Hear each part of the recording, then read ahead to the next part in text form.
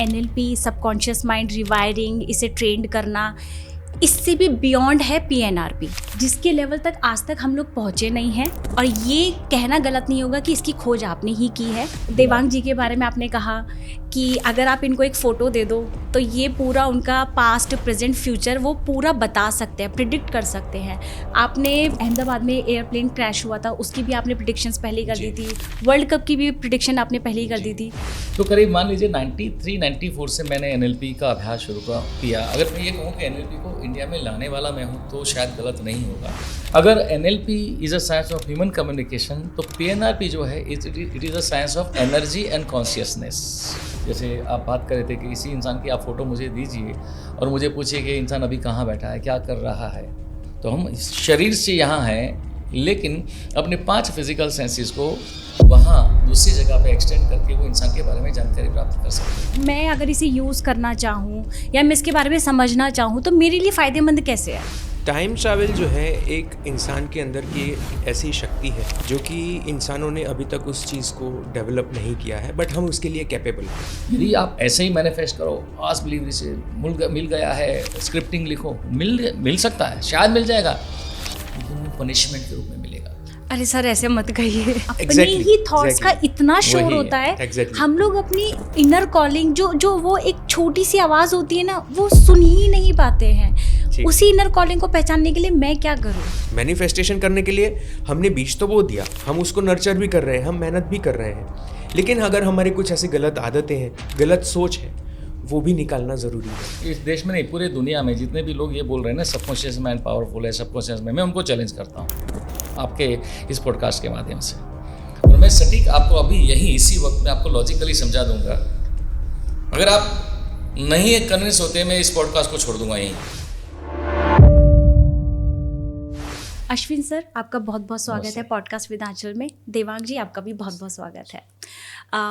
मैं आज बहुत एक्साइटेड हूँ एंड मैं अपनी ऑडियंस को भी बताना चाहूँगी, इस पॉडकास्ट में आज हम लोग बहुत एक्साइटिंग वाली बातें करने वाले हैं। बहुत फैसिनेटिंग भी होंगी क्योंकि बहुत सारे लोग जानना चाहते हैं टाइम ट्रैवल क्या होता है। आज ये जो पॉडकास्ट है, ये पहली बार मैं ऐसा कर रही हूँ टाइम ट्रैवलिंग पे। और जैसे मेरी आपसे ऑफ कैमरा बात हो रही थी, आप कह रहे थे कि एनएलपी, हिप्नोसिस या जो ये न्यूरो साइंस है, स्पिरिचुअलिटी, पीएनआरपी, ठीक है, ये आपका एक मेथड है, या फिर इसे कह सकते हैं कि एनएलपी से हट करके एक पीएनआरपी आप अपनी एक खोज लेकर के आए हैं लोगों के सामने।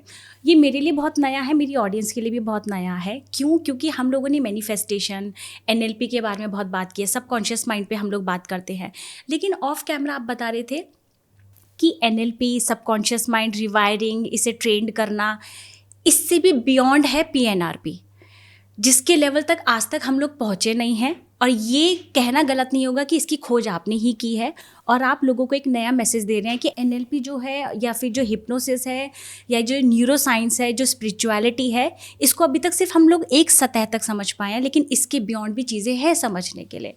और मैं बहुत एक्साइटेड हूँ ये आज जानने के लिए, क्योंकि मेरे लिए भी एक नई चीज़ है। आपने मुझे ऑफ कैमरा कहा कि देवांग जी के बारे में आपने कहा कि अगर आप इनको एक फ़ोटो दे दो तो ये पूरा उनका पास्ट, प्रेजेंट, फ्यूचर वो पूरा बता सकते हैं, प्रिडिक्ट कर सकते हैं। आपने जो अहमदाबाद में एयरप्लेन क्रैश हुआ था, उसकी भी आपने प्रिडिक्शंस पहले ही कर दी थी। वर्ल्ड कप की भी प्रिडिक्शन आपने पहले ही कर दी थी। तो ये तो मेरे लिए बहुत ज़्यादा सोचने वाली बात है कि कैसे आपने किया। ना आपको डेट ऑफ बर्थ की किसी इंसान की ज़रूरत पड़ती है, सिर्फ फ़ोटो से आप अंदाज़ा लगा सकते हैं। एंड सर, पीएनआरपी के बारे में मैं आपसे जानना चाहूँगी कि क्या है पीएनआरपी और कैसे ये बाकी जो मोडालिटीज़ हैं उनसे अलग है, एनएलपी से अलग है, हिप्नोसिस से अलग है, स्पिरिचुअलिटी, न्यूरो साइंस और उसकी बात करते हैं सबकॉन्शियस माइंड की, कैसे इससे डिफरेंट है? देखिए, आपने एनएलपी के बारे में तो सुना होगा। हाँ बिल्कुल। तो एनएलपी जो है neuro linguistic programming, basically NLP क्या है? NLP is a science of human communication कहा जाता है, जो मेनली ह्यूमन कम्युनिकेशन के 2 पहलू है, इंट्रापर्सनल जो हम खुद से बात करते हैं वो, और इंटरपर्सनल दूसरों से बात करते हैं वो। ये 2 पहलुओं को कैसे हम बेहतर कर सकते हैं, ये एनएलपी सिखाता है। तो करीब मान लीजिए 93-94 से मैंने एनएलपी का अभ्यास शुरू किया। अगर मैं ये कहूँ कि एनएलपी को इंडिया में लाने वाला मैं हूँ तो शायद गलत नहीं होगा। तो जब मैंने एनएलपी का बहुत गहराई से अभ्यास किया तो मुझे ये पता लगा कि एनएलपी में एक मेन एस्पेक्ट जो है ह्यूमन कम्युनिकेशन का, उसका जिक्र नहीं है, वो है ट्रांसपर्सनल कम्युनिकेशन। कोई तो अज्ञात शक्ति है जो ब्रह्मांड का नियंत्रण करती है, जिसे हम ईश्वर, परमात्मा, गॉड, खुदा वगैरह नाम से जानते हैं। बिल्कुल। ईश्वर, वो अज्ञात शक्ति हमसे बात करती है, हम ईश्वर से बात करते हैं, लेकिन वो फ्रीक्वेंसी की भाषा है, तरंगों की भाषा है, शब्दों की भाषा नहीं है। प्रकृति, नेचर हमसे बात करती है, और हमारे कई ऐसे अनुभव है जैसे देजावू, टेलीपैथी, इंट्यूशन, प्रीकॉग्निटिव ड्रीम्स, ये जो हमें अनुभव होते हैं वो सारे ट्रांसपर्सनल कम्युनिकेशन की श्रेणी में आते हैं। तो मैंने जब इसके ऊपर रिसर्च करना शुरू किया और मैंने इसके बाद अपना ही एक साइंस डेवलप किया, that is PNRP, psycho neuro repatterning. अगर NLP is a science of human communication, तो PNRP जो है it is a science of energy and consciousness. PNRP जो है, जैसे कहा मैंने आपको कि NLP is a study of the structure of human behaviour, तो PNRP is the study of the structure of human perception है। हम अपने आसपास जो भौतिक दुनिया है उसको अपनी 5 फिजिकल सेंसेस से अनुभव करते हैं। आँखों से देखते हैं, नाक से स्मेल का अनुभव करते हैं, जीवा से स्वाद का अनुभव करते हैं, त्वचा से स्पर्श का अनुभव करते हैं, कान से सुनते हैं। तो भौतिक स्तर पे अनुभव करते हैं। लेकिन अगर मैं कहूँ कि हम इसी 5 सेंसेस को इस कमरे की 4 दीवारी के परे भी ले जा सकते हैं, एक्स्ट्रा सेंसरी लेवल पे। जैसे आप बात कर रहे थे कि किसी इंसान की आप फ़ोटो मुझे दीजिए और मुझे पूछिए कि इंसान अभी कहाँ बैठा है, क्या कर रहा है, तो हम शरीर से यहाँ हैं, लेकिन अपने 5 फिजिकल सेंसेस को वहाँ दूसरी जगह पे एक्सटेंड करके वो इंसान के बारे में जानकारी प्राप्त कर सकते हैं। उतना ही नहीं, लेकिन इसी 5 सेंसेस को हाइटन सेंसरी लेवल पे, यानी कि फ्यूचर में ले जाके उस व्यक्ति के भविष्य में क्या घटना घटेगी या देश दुनिया में भविष्य में क्या घटना घटेगी, ये हाइटन सेंसरी अवेयरनेस से जान सकते हैं। तो PNRP जो है it is a science of energy and consciousness. और PNRP में ये सारी बातों, जैसे हमने सुना है कि पहले के समय में ऋषि मुनियों के पास बहुत सारी सिद्धियाँ थी, ये सिद्धियों को PNRP जो है बड़े सटीक रूप से लॉजिकली और साइंटिफिकली समझाता है और सिखाता भी है। ओके सर, जैसे PNRP के बारे में आप बता रहे हैं, एक आम इंसान के लिए इसका क्या यूसेज है? मतलब मैं अगर इसे यूज़ करना चाहूँ या मैं इसके बारे में समझना चाहूँ तो मेरे लिए फ़ायदेमंद कैसे है? पहली बात तो आपकी इस बात से मैं सहमत नहीं हूँ कि आम इंसान आम होता नहीं है। पहली बात, ओके, कोई इंसान आम नहीं। आप मेरी बात समझिए कि इस परमात्मा ने इस प्रकृति में प्राणी, पक्षी, वनस्पति, कीटक, सरीसृप, परोपजीवी और मनुष्य, ये 7 प्रकार की प्रजातियाँ हैं। पूरे ब्रह्मांड में जो भी है 7 की मात्रा में है। तो सारे जीवों में परमात्मा का सबसे उत्कृष्ट सर्जन क्या है? इंसान। इंसान के अलावा बाकी जो जानवर है उसको परमात्मा ने बुद्धि नहीं दी है, केवल इंस्टिंक्ट दिया है, इंटेलेक्ट नहीं दिया। इंसान ही एक ऐसा जीव है जिसको परमात्मा ने इंस्टिंक्ट तो दिया ही है, लेकिन इंटेलेक्ट, बुद्धि भी दी है। लेकिन समस्या कब आती है, जिसको आप कहते हैं एक साधारण इंसान साधारण कब बनता है? जब वो अपनी बुद्धि का ज़्यादा उपयोग करे और इंस्टिंक्ट का कम, अपनी अंतर्दृष्टि का उपयोग नहीं करता है। हमारी जो चेतना है, हमारी 5 सेंसेस हैं, वो आजकल इतने भौतिक स्तर पर ग्रसित है, भौतिक स्तर पे हम जीते हैं, ग्रॉस बॉडी कॉन्शियसनेस लेवल पे जीते हैं। हमने अपने इस 5 सेंसेस को एक्स्ट्रा सेंसरी और हाइटन सेंसरी लेवल पे उपयोग किया ही नहीं है। और जब उपयोग नहीं किया, इसलिए इंसान अपने आप को साधारण मानता है। इंसान कोई साधारण नहीं है। ओके, ठीक है। आगे मतलब ये मेरे लिए यूसेज कैसे है? मैं अगर इस चीज़ को समझ लूँ, जैसे आपने मुझे बताया कि मैं अपनी कॉन्शियसनेस से जुड़ जाऊँ या मैं अपनी एनर्जी को समझने लगूँ, तो इससे मेरे और क्या क्या फ़ायदे हैं इस चीज़ को समझने के बाद? फ़ायदा ये है कि आपको आपके जीवन के बारे में सब कुछ समझ में आने लगेगा। जैसे मैं आपको एक एग्जांपल देता हूँ, एक मधुमक्खी का एग्जांपल देता हूँ। एक मधुमक्खी है, वो एक फूल से दूसरे फूल पर जाती है, फूलों का रस चूसती है और अपने छत्ते में शहद के रूप में जमा करती है। और कुछ महीनों के बाद वो छत्ता छोड़ के दूसरा छत्ता बनाती है। अब ये जो शहद के रूप में, मतलब फूलों का रस चूसती है और शहद के रूप में उसको जमा करती है, वो तो उनके आहार के लिए है, खुद के जीवन निर्वाह के लिए है।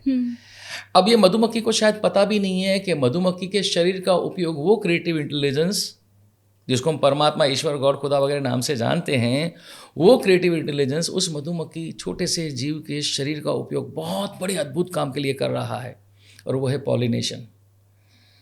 एक फूलों से दूसरे फूल पर परागरज को पहुंचाना। जरा सोचिए कि अगर ये पॉलिनेशन न होता तो क्या होता।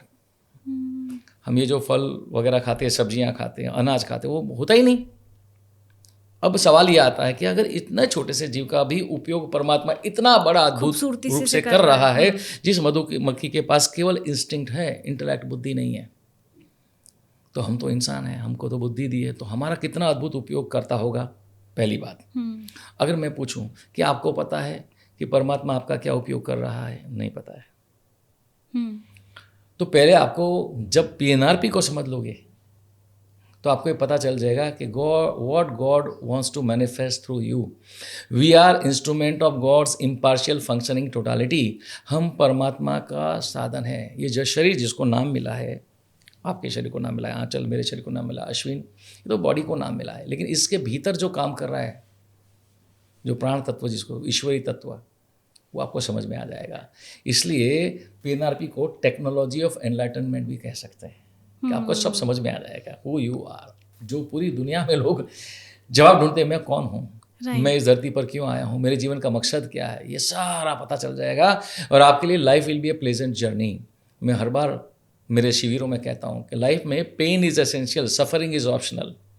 चुनौती आएंगी लेकिन कष्ट नहीं होने चाहिए। जिस दिन आपको ये समझ में आ गया, इस दिन आपके जीवन में सारे कष्टों का अंत हो जाएगा। Life will be A pleasant journey. Right. अभी PNRP के बारे में मैं और जानना चाहूँगी, इसके सीक्रेट्स और आपसे निकलवाने की कोशिश करूँगी। अभी मैं देवांग जी से पूछना चाहूँगी सवाल। आप टाइम ट्रैवल एक्सपर्ट हैं, पहले तो मुझे बताइए टाइम ट्रैवल एक मतलब, जैसे मैं ये नहीं बोलूँगी आम इंसान, एक सरल भाषा में आप कैसे समझा सकते हैं, क्या होता है? टाइम ट्रैवल जो है एक इंसान के अंदर की ऐसी शक्ति है जो कि इंसानों ने अभी तक उस चीज़ को डेवलप नहीं किया है, बट हम उसके लिए कैपेबल हैं। ओके। हमें इसको डेवलप करने की ज़रूरत है। उसकी कुछ विधि है, उसके माध्यम से हम इसे एक्सप्लोर कर सकते हैं, इसको डेवलप कर सकते हैं। और जब आप ये कर लेते हैं तो आप किसी भी वस्तु, व्यक्ति या स्थान के बारे में, चाहे वो पास्ट में हो, प्रेजेंट में हो या फ्यूचर में हो, उसके बारे में कोई भी इंफॉर्मेशन आप प्राप्त कर सकते हैं। और इसे सीखने की ज़रूरत इसलिए है क्योंकि ऐसा नहीं है कि हमारे पास ये शक्ति नहीं है, लेकिन उसका उपयोग कहीं ना कहीं हम नहीं कर पाते, तो उसे सीखने की ज़रूरत है। पोटेंशियल है, उसको डेवलप करना है। आपने महसूस किया होगा कि कभी कभी आपके साथ कोई घटना घटने वाली होती है ना, तो एक इंट्यूशन सा लगता है आपको। कभी कभी आपको स्वप्न से संकेत मिलता है कि हमें कोई ऐसा स्वप्न आता है, या फिर हम मन में ही कोई गाना हमारे माइंड में चलता है और फिर वही गाना रेडियो पे बजता है। Correct, right. हाँ। या फिर हम किसी व्यक्ति के बारे में सोच रहे होते हैं और उसी गया। का फोन आता है। अब क्या होता है कि आपका माइंड जो है ना, माइंड ब्रेन मैकेनिज्म इसको हम कहेंगे, वो एक ऐसे सिंक्रोनिसिटी में आ जाता है कि माइंड उस वक्त एट रैंडम कोई भी इंफॉर्मेशन आपको दे देता है, एट रैंडम देता है वो। लेकिन क्या हो अगर आप यही इंफॉर्मेशन, जो माइंड की ये जो कैपेसिटी है, वो आप जो इंफॉर्मेशन चाहे वो उससे पा सके, मतलब वो डाउनलोड हो जाए तुरंत। एग्जैक्टली। जैसे आप तो, सॉरी मैं बीच में ऐड करना चाहूँगा, जैसे अब तो हम टाइम ट्रैवल सिखाते भी हैं। करीब 40 लोग हैं जो अभी हमसे ये सीख रहे हैं। और मैं आपको बताना चाहूँगा कि मैं और देवांग टीवी पर न्यूज़ देख रहे थे, जिसमें यह था कि नासा ने मंगल ग्रह पे एक रोवर भेजा है और वहाँ रोवर ने ये संकेत भेजे हैं कि मंगल ग्रह पे शायद कभी पानी था, और पानी से हमको पता चलता है वहाँ कभी कोई लाइफ होंगी। सो हमारे जो 40 लोग हमसे टाइम ट्रैवल सीख रहे हैं, हमने सोचा क्यों ना इनको एक ऐसा टास्क दिया जाए। हम उनको बताते नहीं कि आपको क्या करना है, एक संकेत होता है। तो हमने सबको मंगल ग्रह पे भेजा। अच्छा, मतलब बैठे हाँ। माइंड से वो लोग मंगल ग्रह पे चले गए। मतलब जो मेथड है राइट। अब उनको नहीं बोला गया था कि आपको करना क्या है। आपको यही बोला गया था, आपको अपनी 5 फिजिकल सेंसेस को समय और स्थल के परे ले जाना है, जो हमने मेथड सिखाई है उसके जरिए। और जो अनुभव होते हैं आपको वो कागज़ के ऊपर स्केच के रूप में उतारना है। और आपको जानकर आश्चर्य होगा कि सभी ने लिखा था कि कोई दूसरा ग्रह है। एक बहन है विशाखा भारती नाम का, उन्होंने तो बाकायदा कि मंगल मिशन है, मंगल ग्रह है, पृथ्वी से कोई स्पेस स्टेशन है, वहाँ से कुछ मैसेजेस भेजा जा रहा है। इतना क्लियर बता देते लोग। ओह माय गॉड, ये एक अलग साइकिक पावर है। अब yes, it Indeed is a psychic power. हाँ। तो इसीलिए PNRP जो है वो साइकिक पावर्स का विज्ञान है। हाँ इसीलिए मैं कहता हूँ एनर्जी एंड कॉन्शियसनेस का विज्ञान है. ओके. जब मेरी आपसे बात हो रही थी It आपने is- हाँ जी बताइए बताइए. It is beyond NLP. Right हाँ. जैसे अभी मेरी ऑफ कैमरा जब आपसे बात हो रही थी तब आप कहते हैं कि मैनिफेस्टेशन जो है अभी तक जो हम पढ़ते आए हैं या जो सीखते आए हैं वो कुछ भी नहीं है. मतलब जो एक्चुअल साइंस होना चाहिए वो हम लोग अभी तक समझ ही नहीं पाए हैं. तो PNRP का मैनिफेस्टेशन से कैसे कनेक्ट करके हम लोग उस यूनिवर्स से एक्चुअल में कनेक्ट हो सकते हैं. जैसे आप बता रहे हैं कि उस तक तो हम अभी पहुंचे ही नहीं है. वो हमें क्या सिखाना चाह रहा है, क्या देना चाह रहा है, वहाँ तक तो अभी हमारी सोच गई ही नहीं है. बिल्कुल. तो मैं मैनिफेस्टेशन अगर मैं प्रोसेस में हूँ, मैं कर रही हूँ, क्योंकि अभी तक तो जो हमें मेथड सिखाया गया है कि आप जो चाहते हो या आप वही ही मांगना शुरू कर दो जैसे आप उस बन गए हो. ठीक है. तो आप हमें ये प्रोसेस सिखाया गया, अफर्मेशंस सिखाए गए हैं, स्क्रिप्टिंग सिखाई गई है, जर्नलिंग करना सिखाया, मिररिंग करना सिखाया है. ठीक है. ये हमने अभी तक बेसिक सीखा और मैं भी अभी तक अपने पॉडकास्ट में यही बेसिक सीखती आई हूँ. अब आप कह रहे हो कि इसमें PNRP की मेथड को यूज़ करके आप इसको और एडवांस लेवल पे लेके जा सकते हो. तो वो मैं लेवल समझना चाहती हूँ. देखिए मैं ये कहूँगा और एडवांस नहीं, मैं तो कहूँगा इससे भी आगे की चीज़ है. पर जो आपने बताया मैनिफेस्टेशन के बारे में अक्सर जो आप बातें की जाती है कि आस्क बिलीव रिसीव, जो मांगोगे वो मिल जाएगा, एफर्मेशंस करना, स्क्रिप्टिंग करना. अगर ऐसे ही मैनिफेस्टेशन हो जाता तो मुझे लगता है कि भारत सरकार को ये जितने भी मैनिफेस्टेशन सिखाने वाले उनको हायर कर लेना चाहिए. भारत की जनता के लिए प्रधानमंत्री जी जो इतने फ्री में जो दे रहे हैं, जो जनधन अकाउंट में राशि जमा करा रहे हैं, लाडली बहन योजना वगैरह कर रहे हैं, तो ये मैनिफेस्टेशन सिखा देना चाहिए लोगों को. देखिए मैनिफेस्टेशन है क्या, आप समझिए. मैनिफेस्टेशन मतलब आपके जीवन में कुछ नहीं है और आप उसको क्रिएट करना चाहते हैं. सही है. जो चीज़ नहीं है उसको क्रिएट, हाँ बिल्कुल बिल्कुल सही है. ब्रह्मांड में कहीं पर भी कोई भी क्रिएशन होता है वो तब होता है जब दो विपरीत ऊर्जा के ध्रुवों का संयोजन हो. मैग्नेट के दो अपोजिट पोल्स को आमने सामने लाया जाता है तो उसके बीच में जो मैग्नेटिक फील्ड क्रिएट होता है और जो डायनेमो में कॉइल घूमती है, बिजली पैदा होती है. एक बच्चा भी पैदा होता है तो नर और मादा के मिलन से होता है. तो यदि आपके जीवन में आप कुछ मैनिफेस्ट करना चाहते हो तो आपको अपने भीतर ऊर्जा के दो प्राण प्रवाह है, ईडा पिंगला जिसको बोलते हैं, इनर फेमिनाइन इनर मस्कुलिन बोलते हैं. आपको ये पता होना चाहिए कि आप अपने ही भीतर ऊर्जा के दो ध्रुवों को कैसे समांतरित करके अपने ही भीतर उसको संयोजित करें. यदि एक चित्रकार बेहतरीन कलाकृति का निर्माण करता है, यदि एक म्यूजिशियन एक बहुत बेहतरीन सिम्फनी का निर्माण करता है, या एक साइंटिस्ट किसी नए आविष्कार को जन्म देता है, वो तभी होगा जब उनके अंदर ये ऊर्जा के दो विपरीत ध्रुव समांतरित होकर संयोजित हो जाते हैं. आजकल तथाकथित मैनिफेस्टेशन कोर्स में ये तो सिखाया नहीं जाता ऊर्जा के विज्ञान को. बस आस बिलीव, मांगो मिलेगा. मिल सकता है, लेकिन ये जो क्रिएटिव इंटेलिजेंस जिसको हम परमात्मा, ईश्वर, गॉड, खुदा वगैरह नाम से जानते हैं, वो तय करता है किसको कब देना है, कितना देना है, कहाँ देना है, कैसे देना है, क्यों देना है और किसके जरिए देना है. यदि आप ऐसे ही मैनिफेस्ट करो, आस बिलीव से मिल गया है, स्क्रिप्टिंग लिखो, मिल सकता है, शायद मिल जाएगा, लेकिन वो पनिशमेंट के रूप में मिलेगा. अरे सर ऐसे मत कहिए. नहीं बिल्कुल, बहुत सारे लोगों के बिलीव टूट जाएंगे. मैं चैलेंज करता हूँ, मैं चुनौती देता हूँ. परमात्मा हमें जो देता है वो या तो पनिशमेंट के रूप में देता है या रिवॉर्ड के रूप में देता है. अगर ऐसे ही ज़बरदस्ती से मैनिफेस्ट करोगे, पनिशमेंट के रूप में दे देगा और साथ में कुछ छीन भी लेगा. शायद आपको पता भी नहीं चलेगा, बाद में पता चलेगा. इस एग्जाम्पल के तौर पे बताइए कि हम लोग क्या मांगते हैं और मतलब यूनिवर्स क्या पता उसके बदले में हमें कुछ और दे रहा है. मैंने ना ऐसा एक इंसिडेंट सुना था. एक बंदे ने स्टार्टिंग में ना अपने चेक पे वो लिख दिया था 10 लाख मुझे साल के एंड तक मिलेंगे, और उसने वो चेक फाड़ के रख दिया था. ये मैंने सुना था कहीं पे, तो मैं बता रही हूँ. तो वो 10 लाख वो मैनिफेस्ट कर रहा था कि कहीं ना कहीं से साल के एंड तक मेरे पास 10 लाख आ जाएंगे. तो अब क्या हुआ, उसकी लाइफ की सिचुएशन ऐसी बन गई कि उसके पापा या उसके घर में कोई हॉस्पिटलाइज्ड हो गया, जिसमें वो पैसा अब उनके लिए वो 10 लाख आया, लेकिन किसके खर्चे के लिए आया, उसकी फैमिली में जो हॉस्पिटलाइज था. तो वो मैनिफेस्टेशन, आप ये चीज़ कह रहे हैं कि हम लोग कभी कभी गलत मैनिफेस्ट करते हैं, वो आपको पनिशमेंट के रूप में दिया. तो एक तरह से ये उनकी पनिशमेंट थी जो उन्होंने सोचा कि मुझे 10 लाख रुपए एंड तक मिल जाए, लेकिन वो इस वे में मिले या इस जरिए मिले, ऐसी सिचुएशन के लिए मिले. सिंपल सी बात है. देखिए जब आप कुछ चाहते हैं, आप कुछ देने की बात तो करते नहीं हो. आप यूनिवर्स को क्या दोगे? परमात्मा जो भी देगा रिवॉर्ड के रूप में देगा। अगर आप बिना कुछ दिए आप मांगने की कोशिश करो, ये चाहिए, मिल सकता है शायद, लेकिन वो पनिशमेंट होगा। मैं आपको एक एग्जांपल देना चाहता हूँ। मान लीजिए एक माँ है, उसके 2 बच्चे हैं, 6-7 साल के जुड़वा बच्चे मान लेते हैं। okay? एक बच्चा है बड़ा जिद्दी है, ये खिलौना चाहिए, आइसक्रीम चाहिए, चॉकलेट चाहिए, जिद करता है। दूसरा बच्चा बेचारा शांत है। अब देखिए, माँ दोनों बच्चों को समान प्रेम करती है।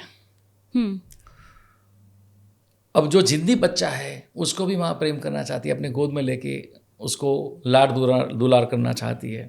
लेकिन बच्चा, माँ उसको जैसे ही गोद में लेती है, बोले नहीं मुझे खिलौना चाहिए। अब माँ बेचारी क्या करे, उसको खिलौना दे देती है। शायद सोचती है कि उनको खिलौना दे देंगे तो शायद वो मेरे पास आएगा, लेकिन बच्चा खिलौना खेलने में इतना व्यस्त है, माँ के गोद में नहीं जाना चाहता है। अब जो अच्छे वाला बच्चा है उसको माँ समझाती है, बेटा तू तो मेरा अच्छा प्यारा बच्चा ना। और उसको, बच्चे को माँ की गोद में इतना आनंद आ रहा है, उसको मालूम है कि इस खिलौने, इस जो आनंद है वो उस खिलौने से मिलने वाले सुख से कई गुना ज़्यादा है। बिल्कुल। लेकिन ये माँ चाहती है कि इस बच्चे को भी मैं कैसे महसूस कराऊं कि मैं भी तुझे इतना प्रेम करना चाहती हूँ। तो माँ एक दिन बच्चे को लेके किसी मेले में जाती है। मेले में जाते ही बच्चा देखता है खिलौने की दुकान है, आइसक्रीम वाला है, तो ये खिलौना चाहिए, वो खिलौना चाहिए। खिलौने की दुकान में जाके खड़े रहते तो बच्चा एक तरह तरह के खिलौने देखकर है ना अपने होश खो देता है, और माँ की उंगली जो पकड़ी थी वो उनसे हाथ से छूट जाती है। माँ चुपके से जाके कहीं छुप जाती है। अचानक बच्चा देखता है माँ नहीं है, रोने लगता है। तो जैसे अक्सर होता है मेले में, कोई बच्चा गुम गया तो अनाउंसमेंट होता है माइक पे, किसी का बच्चा गुम गया, इसने ये रंग के शर्ट पहनी है, वगैरह वगैरह। बिल्कुल। बच्चा रो रहा है। अब जो वॉलंटियर्स होते हैं ना उसको चुप कराने की कोशिश करते हैं कि बेटा रोना बंद कर, तू चॉकलेट खाएगा, खिलौना चाहिए। अब वो सारी चीज़ें जिसके लिए बच्चा पहले जिद कर रहा था, वो सारी चीज़ें उनको दी जा रही है। बच्चा बोल रहा नहीं, फेंक देता है, मुझे मेरी माँ चाहिए। माँ चुपके से ये सब देख रही है, चुपके से देख रही है। अब माँ देखती कि जितनी सारी चीज़ों के लिए वो जिद कर रहा था वो सारी चीज़ें उसने फेंक दी। फिर माँ जहाँ से छुपी है वहाँ से बाहर आती है, और जैसे ही माँ को देखता है बच्चा दौड़ के उससे सीने से लिपट जाता है। परमात्मा भी आपके साथ ऐसा ही करेगा। अगर आप ऐसे मैनिफेस्टेशन करोगे, एक दिन लाएगा जैसे बच्चे की स्थिति हुई। ये बिल्कुल सच्चाई है, ये बिल्कुल परम आध्यात्मिक सत्य है। पहले आप तय तो करो आप देना क्या चाहते हो। ठीक है सर, मैं ना PNRP के थ्रू सही मैनिफेस्टेशन कैसे कर सकते हैं ये मैं आपसे आगे जानूंगी। मैं देवांगी से पूछना चाहती हूँ कि जैसे आपने टाइम ट्रैवल की बात की और आपने कहा कि हर किसी इंसान के अंदर एक ये साइकिक पावर होती है। तो अगर मुझे टाइम ट्रैवल करना है या मुझे वो साइकिक पावर को और अच्छे से डेवलप करना है तो मैं कैसे कर सकती हूँ? तो अगर इन पावर्स को डेवलप करना है तो सबसे पहले तो जो काम करना चाहिए वो ये कि बिकम न्यूट्रल। आजकल क्या है ना कि हम इतने सारे ऑक्यूपाइड रहते हैं, जिसको ये कहेंगे ना कि जैसे कि पॉल्यूशन होता है, राइट? हवा का पॉल्यूशन है, पानी में पॉल्यूशन है, वैसे चेतना में भी पॉल्यूशन है। इंसान की जो चेतना है उसमें भी पॉल्यूशन है। जैसे मतलब किस तरह के पॉल्यूशन की बात है? गंदे विचार या किसी के लिए हेट्रेड? मैं बताता हूँ। आज जैसे आप देखेंगे कि इंसान जो है, मैंने देखा है लोग जब ट्रैवल कर रहे होते हैं कहीं पे या बैठे भी होते हैं तो ये नहीं कि हम 2 मिनट शांत बैठे अपने मन को शांत करें, उस शांति का अनुभव करें। ये आपको नसीब हुई है लेकिन आप नहीं करते। आप क्या करते हैं, लोग क्या करते हैं, बैठे हैं और फिर वो रील देख रहे हैं और वो स्टक हो जाते हैं वहाँ पे। चलिए, आपकी कोई नॉलेज अगर उससे आपका बढ़ता है, कुछ ऐसा देख रहे हैं, इन्फॉर्मेटिव देख रहे हैं, तब तो ठीक है। लेकिन ऐसा जिससे आपकी चेतना में कोई सुधार नहीं होता है, यानी कि आपने वो वक्त जो स्पेंड किया वो मतलब वेस्ट हो गया। आप डेवलप भी कर सकते थे। आप अपनी कॉन्शियसनेस को डेवलप कर सकते थे। उस जैसे होता है ना कि हम अलाइव तो हैं लेकिन हम उस अलाइवनेस को फील नहीं कर रहे, राइट, कि हम जिंदा हैं। वो जिंदा होना क्या होता है, लोग वो भी भूल गए। तो बेसिकली ये आप जब फील करने लगेंगे अपने अंदर, जब अपने अंदर इंसान नहीं उतरता है, वो बाहर की दुनिया में जाना चाहता है। एक ट्रैवल हम करते हैं लेकिन वो it's like in the outer world which doesn't exist for real in a way. तो पहले तो खुद के अंदर उतरना है, अपने आप से जो कम्युनिकेशन है, खुद की आवाज़ सुनिए। कई बार जैसे हमारी बात हो रही थी ना कि हमें एक इंट्यूशन होता है, लेकिन we never pay attention to that, बिल्कुल because that voice is that, वो इनर वॉइस होता है, हर किसी के पास होता है। बिल्कुल और कई बार हम ऐसे डिसीजंस लेते हैं जब हम अपने अंतर की आवाज़ सुनते हैं और फिर हम सोचते हैं अरे हाँ यार, मैंने अपनी बात मानी, मैंने अच्छा किया, हाँ राइट। तो सबसे पहली जो करना है वो ये कि अपने अंतर की आवाज़ को सुनिए। वो लेकिन develop क्या है ना, कीजिए। इतने शोर होता है ना, अपने Exactly, ही थॉट्स का exactly. इतना शोर वही, होता है, exactly. हम लोग अपनी इनर कॉलिंग जो वो एक छोटी सी आवाज होती है ना, वो सुन ही नहीं पाते हैं। जी। उसी इनर कॉलिंग को पहचानने के लिए मैं क्या करूं, क्यों लेकिन वो ये ना, समझ में ही ऐसा नहीं है। आता ना कि मैं जो सोच रही हूँ वो सही सोच रही हूँ, या ये भी कहीं ना कहीं मेरे जो बेकार के थॉट्स हैं उनके वहम की वजह से ये सारी चीजें निकल रही हैं। जी। अपने शरीर में जो गंदगी आती है उसको तो साफ करते हैं, नहाते हैं, ब्रश करते हैं, तो देह शुद्धि के लिए हम करीब करीब आधा घंटा निकालते हैं, है ना, शरीर को। लेकिन चित्त शुद्धि के लिए क्या करते हो आप? सही कचरा तो, सबसे बड़ा कचरा तो वहाँ वही घुसता है। बिल्कुल तो चित्त शुद्धि ज़्यादा ज़रूरी होती है। आप समझिए, जो योगी लोग होते हैं वो कई दिनों तक नहाते नहीं हैं, बैठे अपनी साधना में, समाधि में चले गए, उनसे उनको देह की गंदगी से कोई फर्क नहीं पड़ता है। जटा बढ़ गई है पर उनके भीतर चेतना बिल्कुल फोकस्ड है। हाँ तो ये जब आप देह शुद्धि के साथ साथ चित्त शुद्धि पे ध्यान दोगे, चेतना के विज्ञान जो PNRP की मैं बात कर रहा हूँ उस पर ध्यान दोगे कि आप अपनी चेतना को कैसे उपयोग कर सकते हैं। 2 तरीके से, expanded consciousness and extended consciousness. अपनी चेतना को आप उपयोग कर सकते हैं। तो आपको ये मैनिफेस्टेशन कुछ करने की ज़रूरत नहीं। अपने आप, आपकी जो नीड है ना, मैंने कहा कि परमात्मा का साधन है हम जरिया है जिसके जरिए परमात्मा काम करता है। तो आपकी जो नीड है आपको दे ही देगा। मैं आपको एक एग्जांपल देता हूँ। एक मजदूर है जो रिलायंस के बहुत बड़े प्लांट में काम करता है, उसका काम है खड्डे खोदना, खड्डे खोद रहा है। बाकी मजदूर शाम को 6 बजे उनका काम खत्म होता है तो घर चले जाते हैं। लेकिन एक मजदूर जो है वो बड़े निष्ठावान है। वो काम खत्म होते ही अपना जो बॉस है, सुपरवाइज़र है, उसके कैबिन में जाता है, प्रणाम करता है कि आपने मुझे जो काम दिया था हो गया है। देखता है बॉस का टेबल पे पानी का ग्लास खाली पड़ा है, तो बोले मैं आपको पानी दे दूं, पानी देता है। टेबल पे थोड़ी गंदगी है तो साफ़ करके दे देता है, इस तरह से। अब ये सुपरवाइज़र देखता है यार ये जो मजदूर है सबसे थोड़ा अलग है, निष्ठावान है। अब शायद उनको पूछेगा कि भाई तुम कहाँ तक पढ़े हो? बोलेगा मैं तो 8वीं पढ़ा हूँ या 9वीं पढ़ा हूँ। बोले आगे क्यों नहीं पढ़े? बोले गरीब था, क्या करूँ। अब हो सकता है सुपरवाइज़र बोले भैया अब तो ऑनलाइन लर्निंग का ज़माना है, तुम पढ़ाई शुरू करो, चलो मैं तुम्हारी कुछ मदद कर दूंगा, इसको प्रोत्साहित करेगा। अब ये पढ़ता है। अब जरा सोचिए, मैं संक्षिप्त में ही बताऊंगा कि ये जो 8वीं पास मजदूर है वो पढ़ता है, 12वीं कर लेता है, ग्रेजुएशन कर लेता है। अब क्या ये 12वीं पास करने के बाद भी वो मजदूरी बना रहेगा? नहीं। अब उनका बॉस बोलेगा अब तो तूने ग्रेजुएशन कर लिया, अब तू एक काम कर, इनको कोई वाइट कॉलर जॉब में ले लिया जाएगा। अब वो MBA भी कर लेता है तो इसको किसी डिपार्टमेंट का हेड बना दिया जाता है। अब जरा सोचिए, मैं रिलायंस का नाम ले रहा हूँ एग्जाम्पल के लिए, कि एक दिन मुकेश अंबानी उस प्लांट के दौरे पर आते हैं और वो किसी खास वजह से सारे डिपार्टमेंटल हेड्स को संबोधित करना चाहते हैं। और उस प्लांट का जो मुखिया है वो राउंड टेबल कॉन्फ्रेंस में ये सब बैठे हैं डिपार्टमेंटल हेड्स। मुखिया जो है सारे डिपार्टमेंटल हेड्स का परिचय करवा रहा है मुकेश अंबानी जी से, है ना।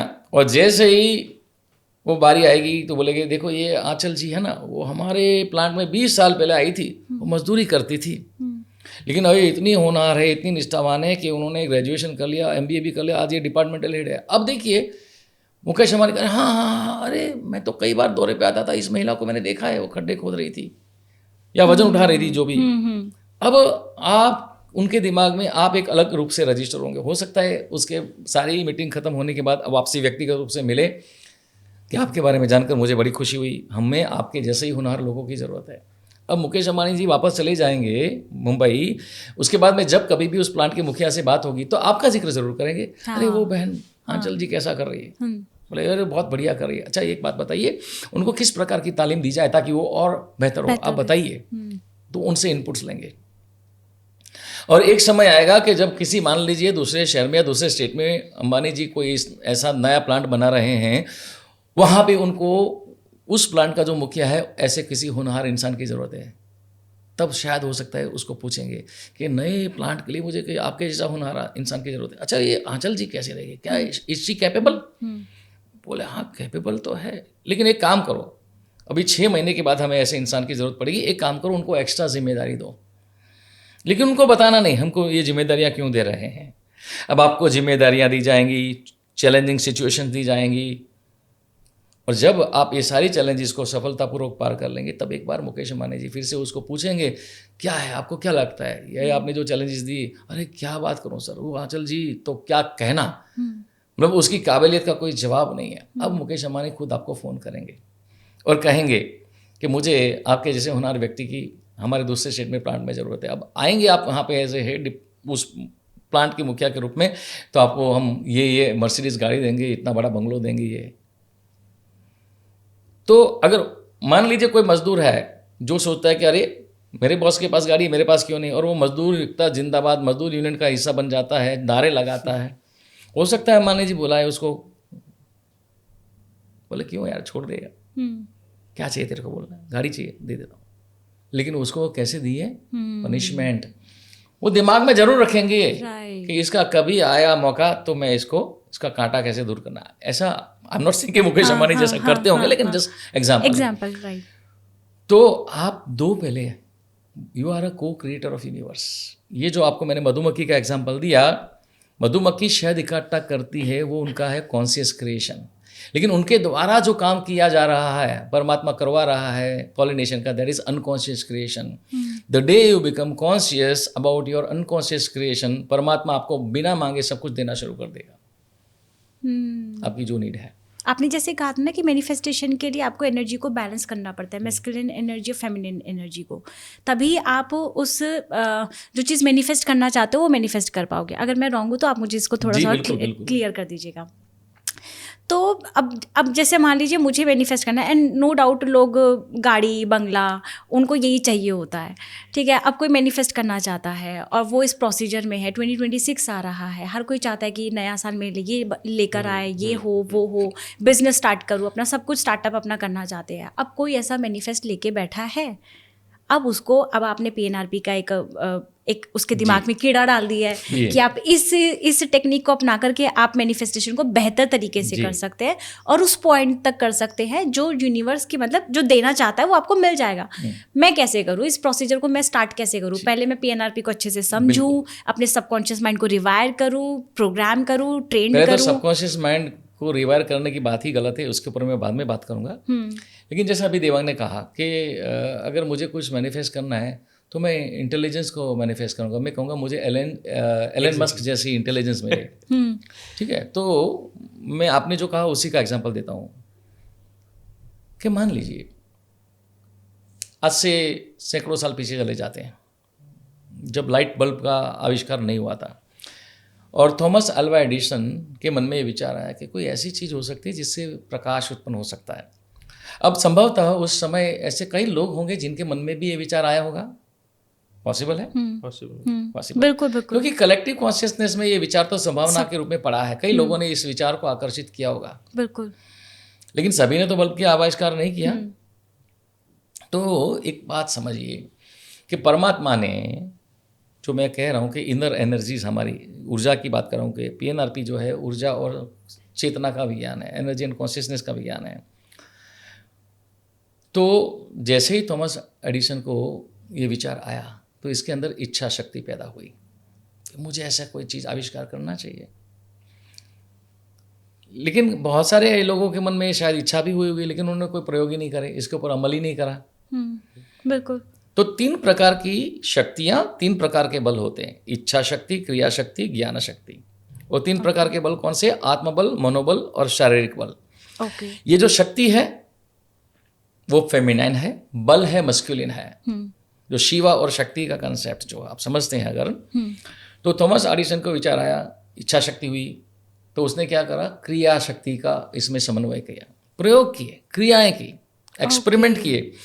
लेकिन उसको 1-2 एक्सपेरिमेंट किए और सफल रहा। उनके जैसे बहुत सारे लोग भी होंगे, शायद उन्होंने एक्सपेरिमेंट किए होंगे लेकिन वो असफल रहे होंगे। लेकिन उसने छोड़ दिया क्योंकि उसका आत्मबल और मनोबल कमजोर। आत्मबल कमजोर था, मनोबल कमजोर था। लेकिन थॉमस एडिसन ने क्या करा, बहुत सारे प्रयोग करने के बावजूद भी असफल होने के बाद उसने सोचा कुछ तो कमी है। क्या कमी है? मेरे ज्ञान में कमी है। ज्ञान शक्ति को बढ़ाया। उसने बहुत सारी रेफरेंस बुक्स पढ़ी होंगी, स्टडी किया होगा कि क्या कमी है, तो उसने इच्छा शक्ति, क्रिया शक्ति, ज्ञान शक्ति तीनों का समन्वय किया और अपने आत्मबल और मनोबल और शारीरिक बल तीनों का जब समन्वय किया, ये इनका समन्वय होता है समांतर रूप में इनर फेमिनाइन शक्ति यानी कि फेमिनाइन, बल फोर्स मस्कुलिन।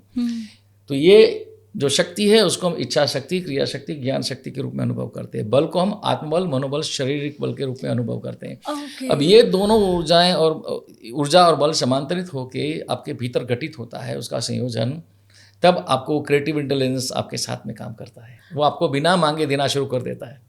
ओके, और हम लोग यहाँ क्या गड़बड़ करते हैं, इच्छा तो पैदा हो गई लेकिन उसे एक्शंस तक नहीं लेकर के आए, फिर उसमें कहीं ना कहीं हमने ज्ञान की कमी छोड़ दी है। तभी तो कहते हैं ना कि अगर आपने कुछ सोचा है तो उसके साथ फिर एफर्ट्स भी डालो, एक्शंस भी उसी हिसाब से करो और एक प्रोसेस के साथ और आप चलो। मैकेनिकली करते हैं, जस्ट आस्क बिलीव, लिखना, स्क्रिप्टिंग करना, एफर्मेशन। हाँ बिल्कुल। एंड आई थिंक दैट उसके लिए, जैसा कि मैंने कहा था, इंटेलिजेंस को डेवलप करना ये एक बहुत इम्पॉर्टेंट एस्पेक्ट है उसका। यानी कि मान लीजिए कि आपको कहीं पे किसी डेस्टिनेशन पे जाना है, ठीक है, तो आप क्या करते हैं, आप गूगल मैप ऑन करते हैं, राइट? तो वो क्या है बेसिकली, वो इंफॉर्मेशन ही तो है। आपके पास जब सही जानकारी आती है और उसके साथ साथ आपको सही मैन्यूवरिंग भी करना पड़ता है। इट्स नॉट लाइक कि आपके पास मैप आ गया, लेकिन अब जब गाड़ी चला रहे हैं तो जब गूगल मैप बता रहा है, हाँ, तो सही डायरेक्शन में जाना भी जरूरी है। हाँ, वो ड्राइविंग स्किल भी जरूरी है। तो ये दोनों चीजों का जब समन्वय होगा तब आप अपने स्थान पर पहुंच पाएंगे जहां आप जाना चाहते हैं। ओके। तो बेसिकली गूगल मैप में जब आप लोकेशन आप एंटर करते हैं तो basically what Google map does, it gives you the information, right? तो सेम वे जब आपके पास आप इंफॉर्मेशन यानी कि नॉलेज को आप डेवलप करेंगे और उसको जब इस्तेमाल करेंगे अपने लाइफ में, तभी आप ये चीज़ों को कर पाएंगे। मोटे मोटे तौर पे अगर हम देखें तो लोग क्या करते हैं कि ये मान लेते हैं कि मैनिफेस्टेशन का मतलब है कि पर्टिकुलरली मटेरियल चीज़ों को अपनी लाइफ में अट्रैक्ट करना और इसी पर ध्यान देते हैं। मैं खुद करती हूँ तो मैं क्यों गलत बोलूँगी कि मतलब ऑनेस्टली हम लोग सभी करते हैं। हमें गाड़ी भी चाहिए, बंगला भी चाहिए, पैसा चाहिए, सब चाहिए, लेकिन बस यही होता है कि सबके प्रोसेस अलग होते हैं। एक अलग इंटेंशन से मांगते हैं, सबकी इंटेंशंस अपनी अलग अलग होती है। तो जैसे आपने कहा ना स्टार्टिंग में पहले आपको कुछ देना सीखना चाहिए, तो वो चीज़ मैं भी बिलीव करती हूँ। लेकिन कहीं ना कहीं लोग है ना इस चीज़ को थोड़ा सा वो ग्रैटिट्यूड नहीं करते, जो मेन होता है ना ग्रैटिट्यूड, मैनिफेस्टेशन का मेन ही कॉन्सेप्ट जो मैं समझ पाई हूँ, देना सीखना मतलब ग्रैटिट्यूड। आपके पास जो भी आसपास चीज़ें हैं उसके लिए ग्रैटिट्यूड करो। बॉडी के लिए, ये सांस आपको मिली है, आप इस दुनिया में रह रहे हो, जी रहे हो, सबके लिए ग्रैटिट्यूड होना बहुत ज़रूरी है। तो मैंने तो ये सीखा है और उसी को ग्रैटिट्यूड को करते करते मैं मैनिफेस्टेशन का प्रोसेस करती हूँ। और उसके साथ एक और इम्पॉर्टेंट बात है, वो ये कि देखिए एक फार्मर, एक किसान जब खेत में बीज बोता है तो वो दो चीज़ें करता है। वो उसमें ज़रूरी खाद तो डालता ही है, लेकिन उसके साथ साथ जिसे हम कहते हैं ना कि वीड्स, यानी कि वो पौधे जो उसने बीज बोए हैं उसको उगने में जो नुकसान पहुंचाएंगे उसको वीड कहते हैं हम, तो वो वीड्स को भी निकालेगा। तो ये भी ज़रूरी है कि हमारी चेतना में ऐसे कौन से वीड्स हैं, सही है, उनको भी निकालें। मैनिफेस्टेशन करने के लिए हमने बीज तो बो दिया, हम उसको नर्चर भी कर रहे हैं, हम मेहनत भी कर रहे हैं, लेकिन अगर हमारी कुछ ऐसी गलत आदतें हैं, गलत सोच है, वो भी निकालना ज़रूरी है। और ये गलत सोच की अगर हम लोग बात करें तो अब ये कहीं ना कहीं अब बात आती है सबकॉन्शियस माइंड की। हमारे कई बिलीव्स, कई हमारे ट्रॉमास, हमारे जो कहते हैं ना हमारे कॉन्सेप्ट जो या तो पास्ट जन्म का कह लो उसको, या फिर चाइल्डहुड मेमोरीज में कुछ ट्रॉमास होते हैं, वो हमारे स्टोर हो जाते हैं सबकॉन्शियस माइंड में। तो मैं आपसे जानना चाहती थी, आपने कहा था सबकॉन्शियस माइंड को, जब मैंने रिवायरिंग की बात की तो आपने कहा कि ये भी एक तरह से स्कैम है। ये जो कंसेप्ट है ना कि जो स्टोर होता है सबकॉन्शियस माइंड में, ये कंसेप्ट ही पूरा गलत है सर। आप तो पूरी साइंस चेंज नहीं, मैं आपको चैलेंज करता हूँ। मैं जितने भी लोग इस देश में नहीं, पूरे दुनिया में जितने भी लोग ये बोल रहे हैं ना सबकॉन्शियस माइंड पावरफुल है, सबकॉन्शियस माइंड, मैं उनको चैलेंज करता हूँ आपके इस पॉडकास्ट के माध्यम से। और मैं सटीक आपको अभी यहीं इसी वक्त में आपको लॉजिकली समझा दूंगा। अगर आप नहीं कन्विंस होते, मैं इस पॉडकास्ट को छोड़ दूंगा यहीं। एक समझिए, आपकी मेमोरी जो है, बिलीफ बोलो या जो भी बोलो, वो कहाँ होती है? Where it is stored? अभी तक तो मैं सबकॉन्शियस माइंड में ही सोच रही थी। ब्रेन में होती है। हाँ, ब्रेन में होती है। 3 प्रकार की स्मृतियाँ होती है। एक होती है आपके न्यूरोलॉजिकल मेमोरी, यानी कि जो ब्रेन में है। दूसरी है मसल मेमोरी, हाँ, जो ये आपके भी पता है। DNA में है। बिल्कुल। और तीसरी होती है जो मेमोरी आपके जीवन की घटनाएं हैं, उसके तरंगें, उसकी फ्रीक्वेंसी स्पेस में, आकाश में होती है। ओके। ठीक है। एक हमारी मसल्स में होती है, एक हमारी स्पेस में होती है, और एक हमारे ब्रेन के किस में बताई थी आपने? स्पेस, आकाश में होती है, मसल्स में होती है, और एक और आपने बताई थी अभी सबसे पहला point, brain, neurological, right, brain में, ओके, आपके न्यूरॉन्स जो है ब्रेन में होती है। ठीक है। अब पहले तो मन क्या है, माइंड क्या है?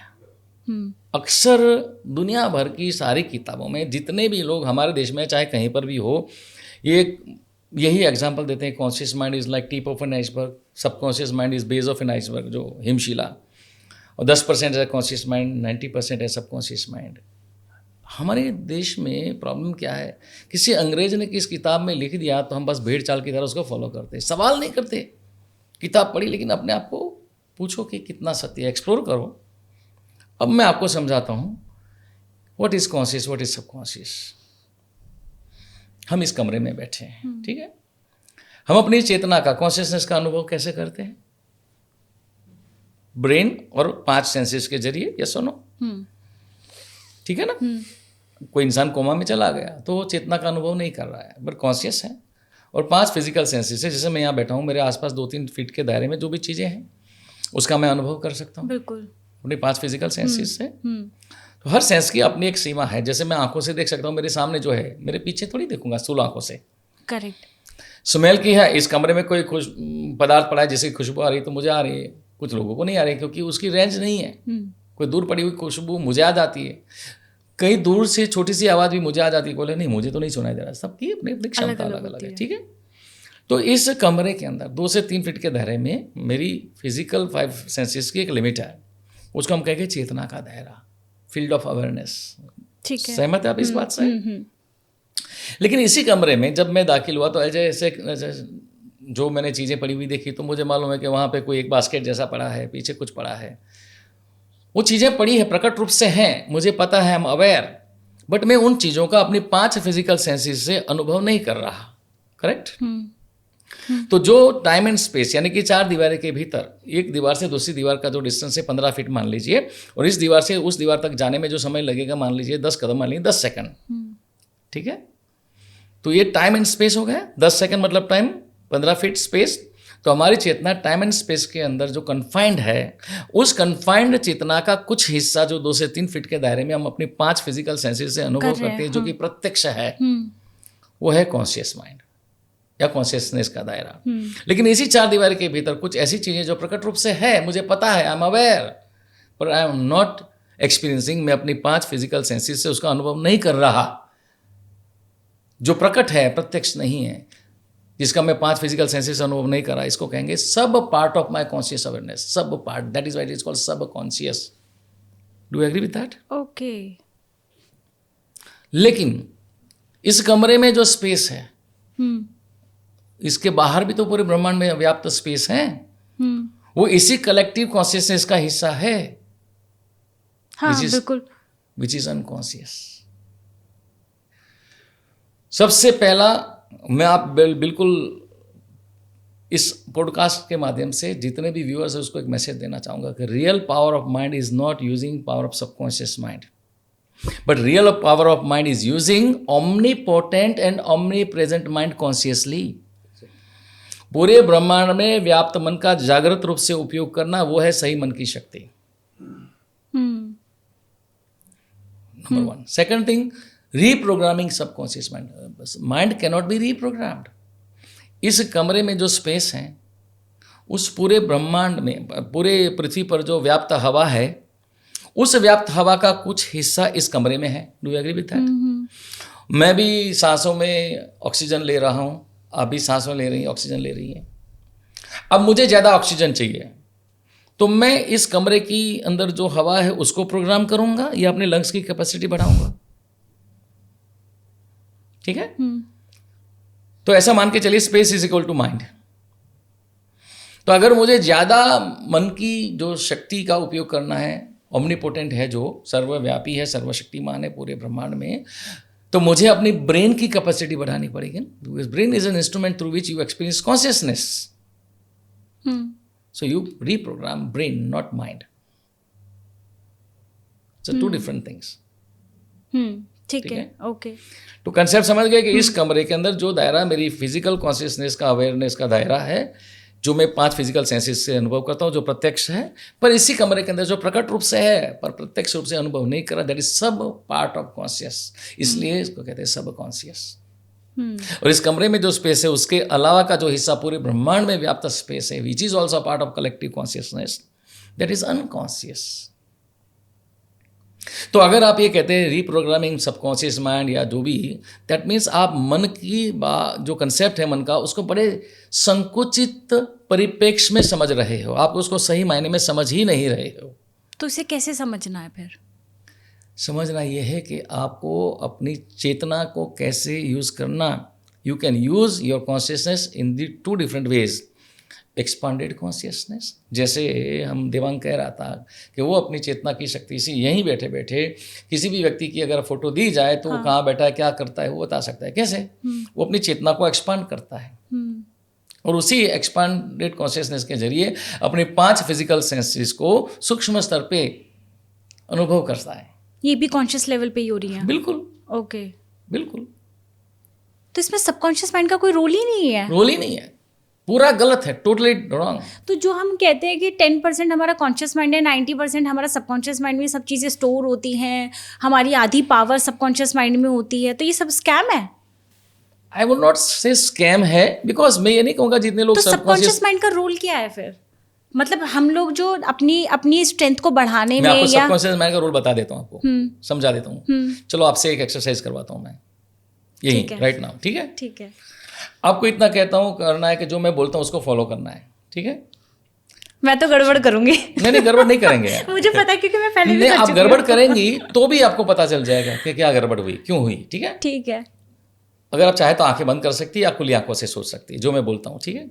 जस्ट सोचिए कि आपके लेफ्ट हैंड में एक नींबू है, ताज़ा नींबू, फ्रेश नींबू है।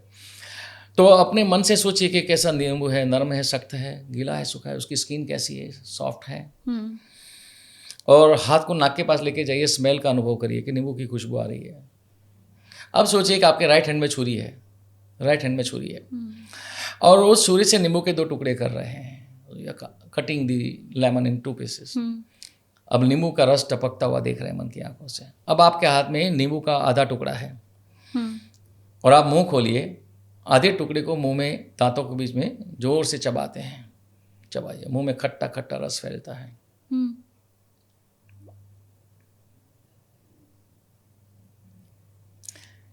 अभी बताइए, आपने ये सोचा आपके मुंह में पानी आया? हाँ या ना? आपने नींबू खाया तो नहीं है, तो पानी क्यों आया? अब जरा समझिए इसको कि जैसे ही मैंने आपको बोला आप नींबू खा रही है, आपके कॉन्शियस माइंड ने इसको एक्सेप्ट कर लिया, ठीक है? सबकॉन्शियस जो है ना, दरअसल में कॉन्शियस का गुलाम है। सबकॉन्शियस कॉन्शियस का गुलाम है। अगर जिसको आप सबकॉन्शियस, सो कॉल्ड सबकॉन्शियस है, गुलाम है। तो कॉन्शियस ने सबकॉन्शियस को बोल दिया कि भाई तुम नींबू खा रहे हो, सही है। सबकॉन्शियस ने क्या कर दिया? ब्रेन को आदेश दिया। ब्रेन उसका भी गुलाम है, सबकॉन्शियस का भी गुलाम है ब्रेन। ओके, सबकॉन्शियस ने ब्रेन को बोल दिया कि भाई नींबू खा रहे हो, सही है। तो ब्रेन ने क्या कर दिया? आपके मुंह में जो सलाइवा ग्लैंड है उसको आदेश दे दिया, नींबू खा रहे हो, सही है। तो उसने सलाइवा का सेक्रेशन शुरू कर दिया, ठीक है? This is called mind body connection. तो कॉन्शियस ने एक्सेप्ट कर लिया, सबकॉन्शियस को बोल दिया। सबकॉन्शियस तो जो कॉन्शियस बोलेगा उसके आदेश को मानेगा। सबकॉन्शियस जो है, it is like a security at the gate of your conscious awareness.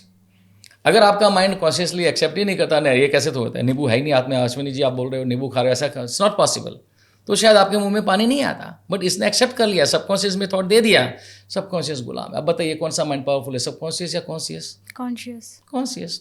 इसीलिए मैं कह रहा हूँ कि real power of mind is not using power of subconscious mind, but it is using omnipotent and omnipresent mind consciously.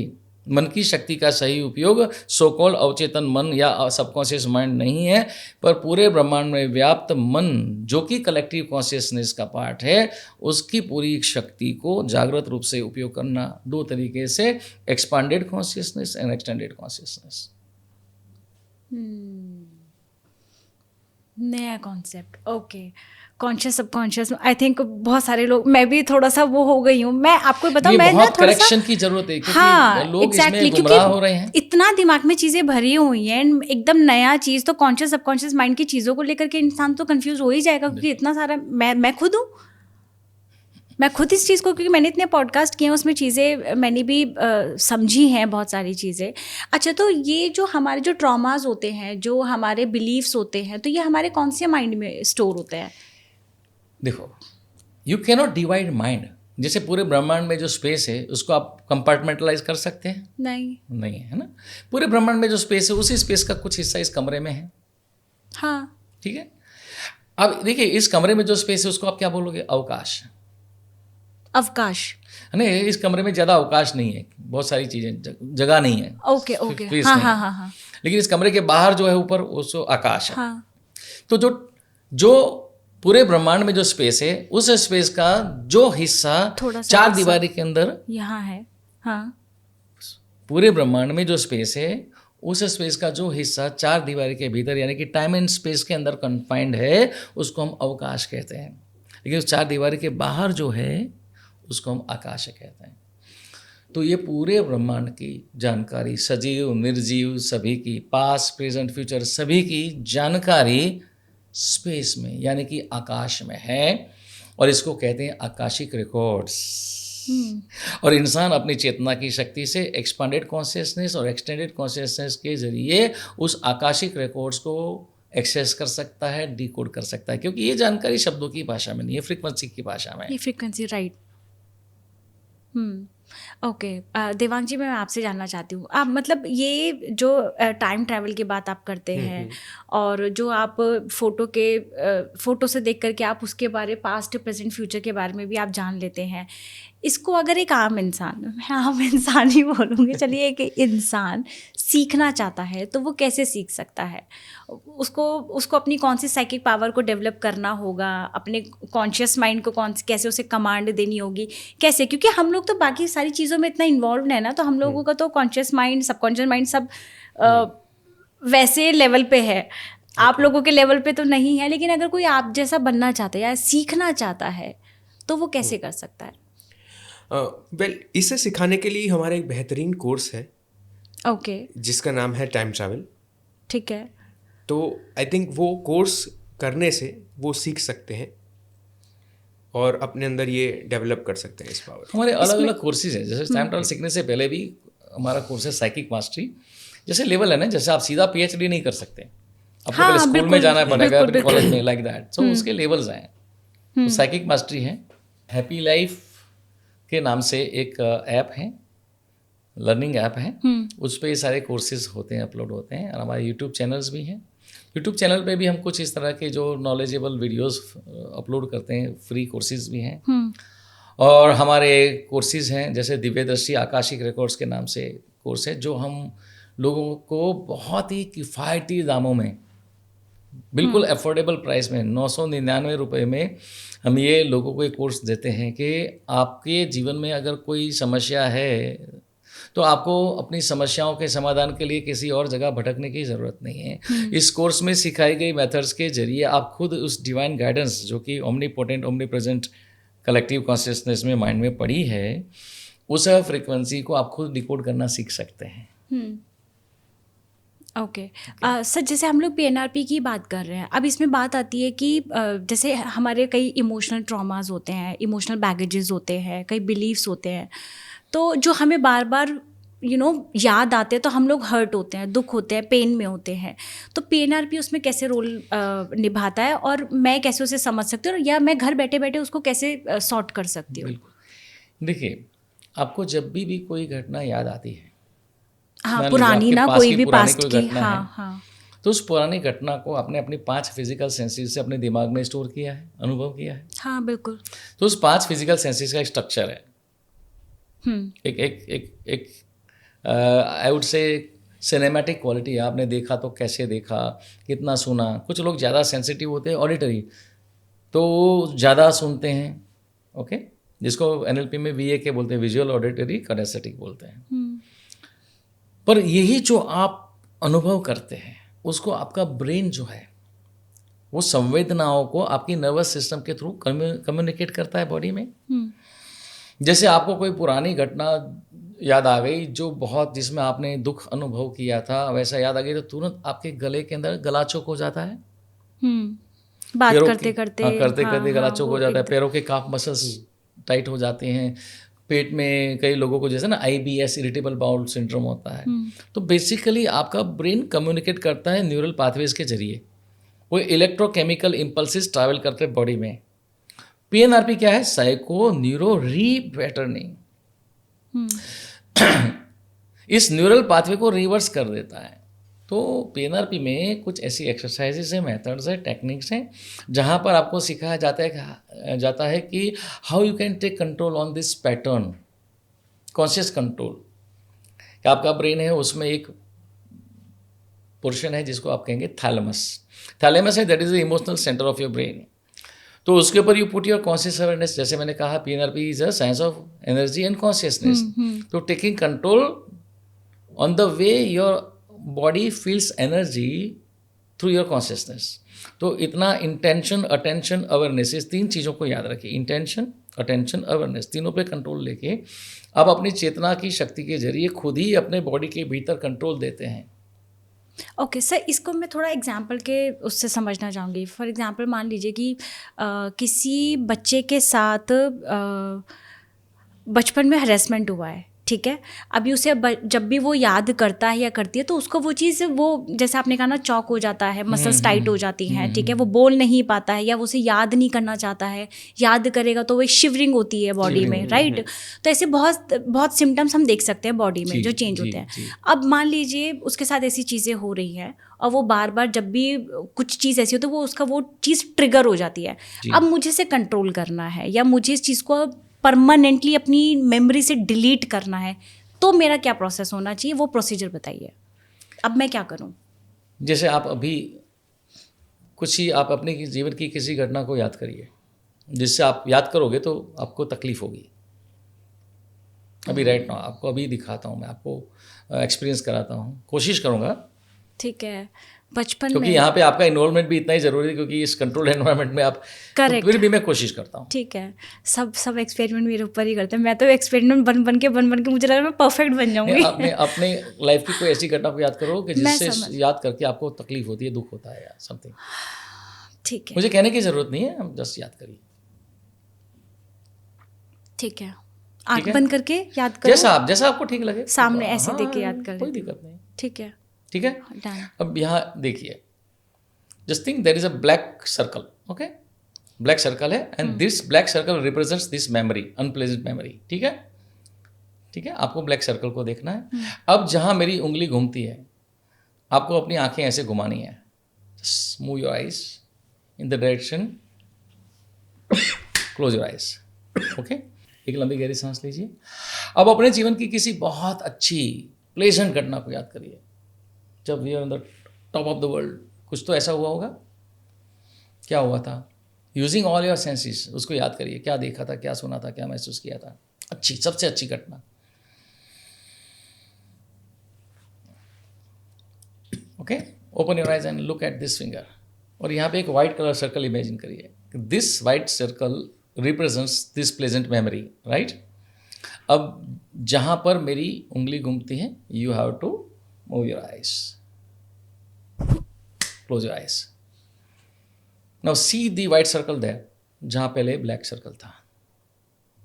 लंबी गहरी सांस लीजिए, सांस को छोड़िए, ऐसा करके आंखें खोल के एक बार लेफ्ट राइट देख लीजिए, एक बार लेफ्ट और राइट देख लीजिए। नहीं, ऐसा, ओके, ऐसे देखो, ओके। अब जरा उस अनप्लेजेंट मेमोरी को दिमाग में लाने की कोशिश करिए, see like magic how different you feel now.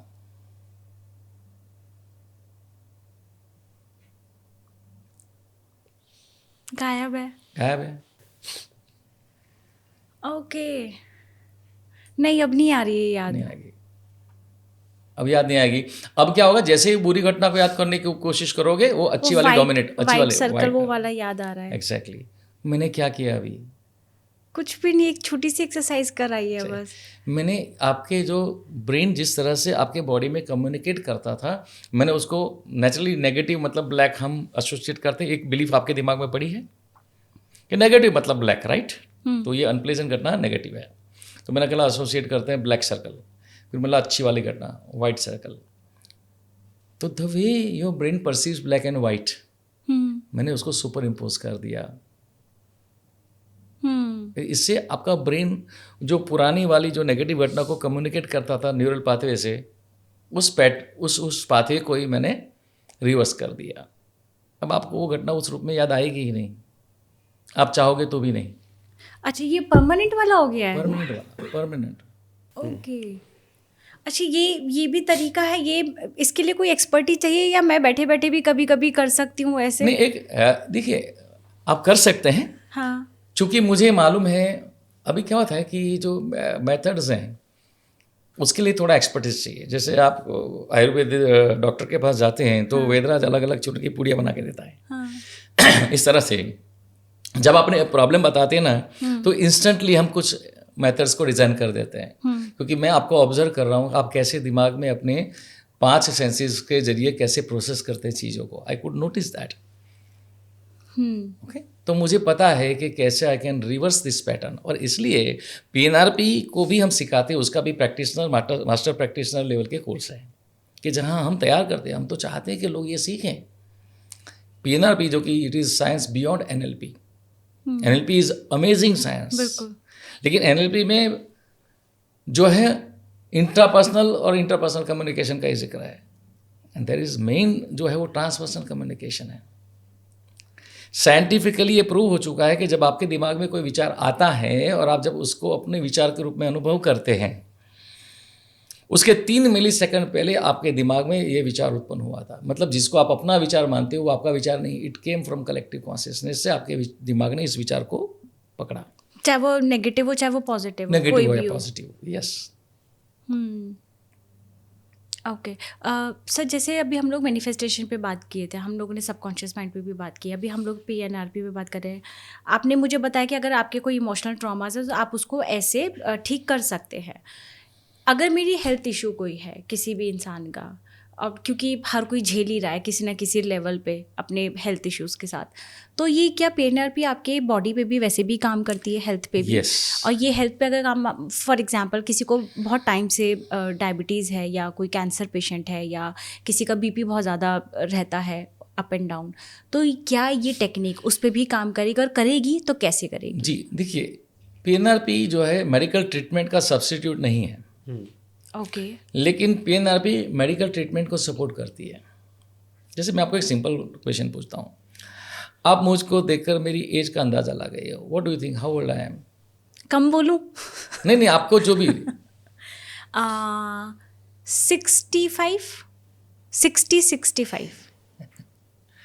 65 तो नहीं है, 63 है। लेकिन आप Okay. 65 या 63 एज के लोगों को देखिए। हाँ, आप उसके चेहरे पर देखिए कितनी झुर्रियाँ होती है। अगर आपके बेटे आपने नहीं मुझे बैठे मालूम है, होते आपने ना, अंदाजा लगा इतना हाँ, बड़ा बेटा तो इनकी अगर एज ही आपके होगी। बेटे नहीं अगर होते दिमाग ना, नहीं तो होता, आपकी अगर दिमाग मेरे पास में नहीं होता तो आप मेरी उम्र 55 और 60 55 लगाते। एग्जैक्टली।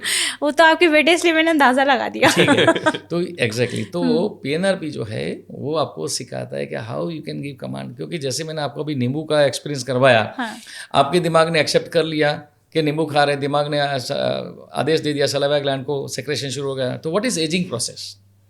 एजिंग प्रोसेस भी तो वही है ना कि आपका मेटाबॉलिज्म जैसे जैसे चेंज होता है तो आपके बॉडी में कुछ हार्मोनल चेंजेस आते हैं। वो हार्मोन्स और सेक्रेशंस जो आपके एंडोक्राइन सिस्टम का हिस्सा है। तो अगर आप पीएनआरपी की मेथड के जरिए if you give internal command to your body, तो आपका बॉडी अगर मुंह में जो सलाइवा ग्लैंड वो सेक्रेशन शुरू करता है सलाइवा का, तो ये भी तो संभव है कि आपका बॉडी वो हार्मोन्स और केमिकल्स का सेक्रेशन शुरू करेगा, जिससे आप एज को कुछ हद तक रिवर्स कर सकते हो। तो वो मुझे कमांड क्या देनी पड़ेगी? कमांड ही तो नहीं पता ना हमें, कमांड क्या देनी है अपनी बॉडी को? कमांड ऐसा है कि ये जो चक्रास का सिस्टम है ना, जिसको हम कहते हैं आज्ञा चक्र, व्हाई इट इज कॉल्ड आज्ञा चक्र।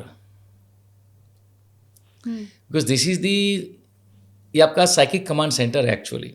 दिस आज्ञा चक्र को आप अपने के जरिए अपने कॉन्शियसनेस को एक्सटेंडेड कॉन्शियसनेस यानी कि लेज़र बीम की तरह आउटवर्ड फोकस कर सकते हैं, उसी तरह आप इनवर्ड फोकस कर सकते हैं। You can give command to your extended consciousness to your particular targeted part of your body for your healing,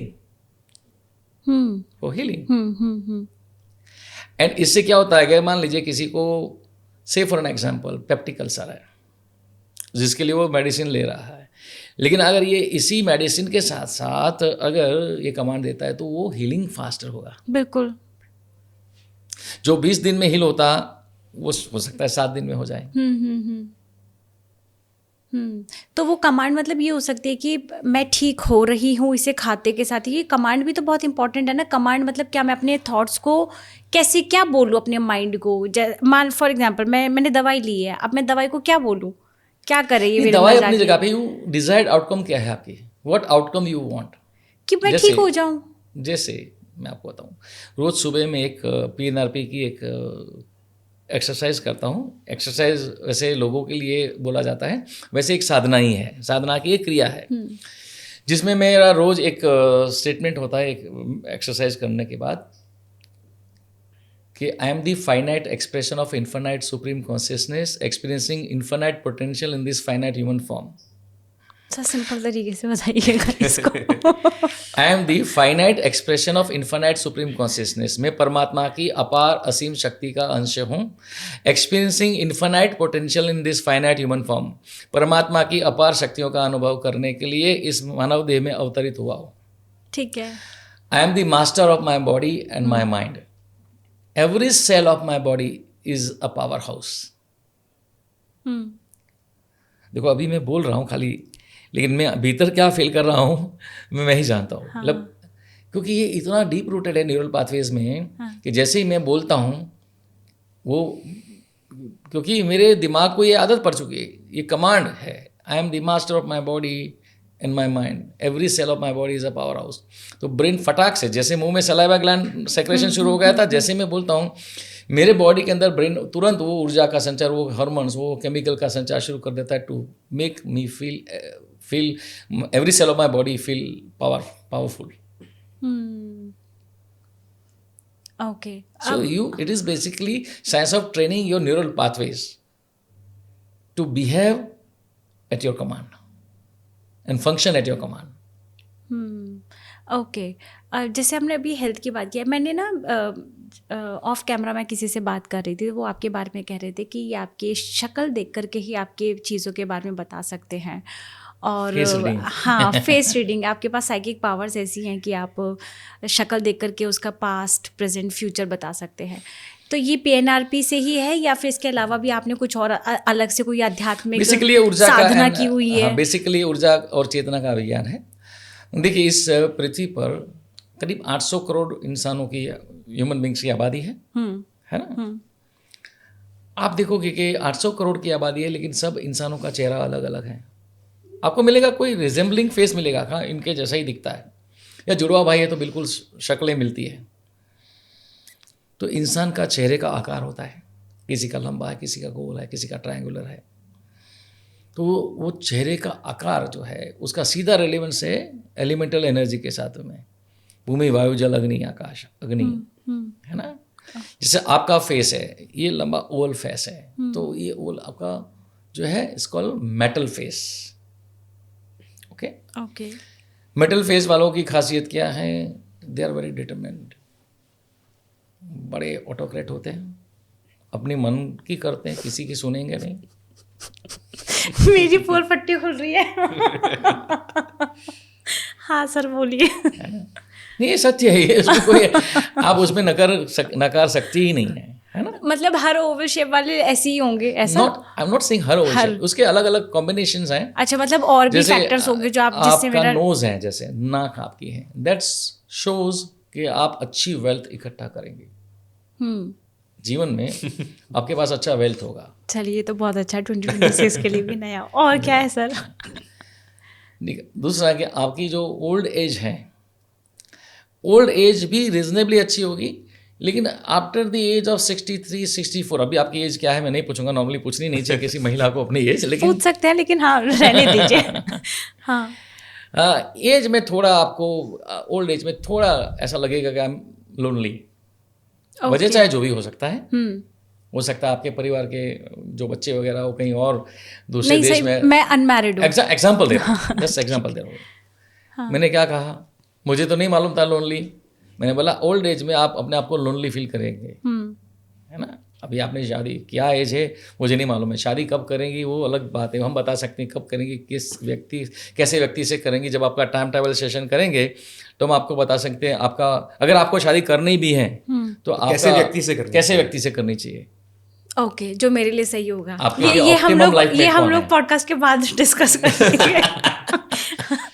sir, जैसे आप ये मेरे बारे में बता रहे हैं, आप किसी के भी चेहरे को देख के बता सकते हो, तो ये किसके बेस पे, आप PNRP के ही बेस पे आपने बताया देख करके, या इसकी एक अलग साइकिक पावर होती है, या कोई स्पिरिचुअल आपने साधना की है तभी आप बता पा रहे हैं? और क्या आप उसका पास्ट भी देख सकते हैं इसके थ्रू? बिल्कुल, पास्ट भी yes. पास्ट मतलब पास्ट जन्म भी दे सकते हैं। इसी जीवन में पास्ट में क्या कुछ ऐसा अगर हुआ सिग्निफिकेंट तो वो भी देख सकते हैं। पर जैसे कि मैंने आपको बताया कि PNRP जो है वो है science of energy and consciousness. हाँ, वो आपने बताया। तो इस धरती पर जितने भी लोग हैं, जैसे आप और मैं यहाँ बैठे हैं, वी आर फिजिकली हम अलग अलग हैं, पर चेतना के स्तर पे हम एक ही हैं, ठीक है। मेरे पास मोबाइल है, आपके पास मोबाइल है।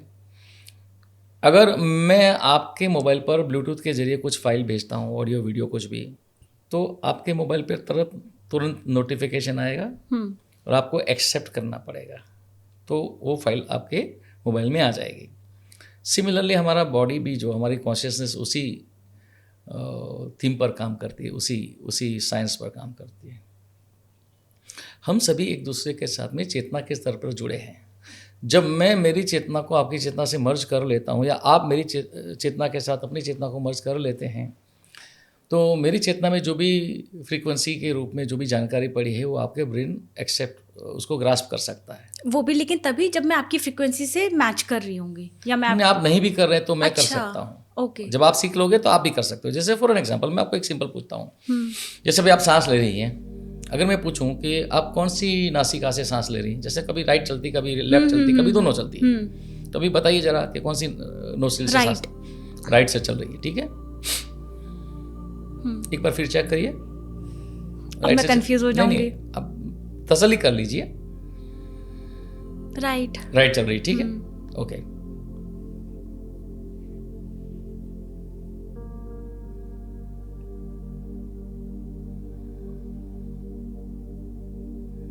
अब चेक करिए,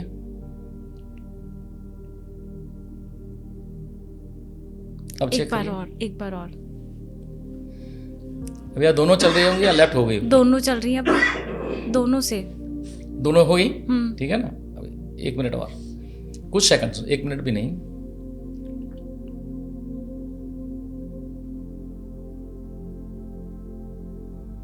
अब चेक करो,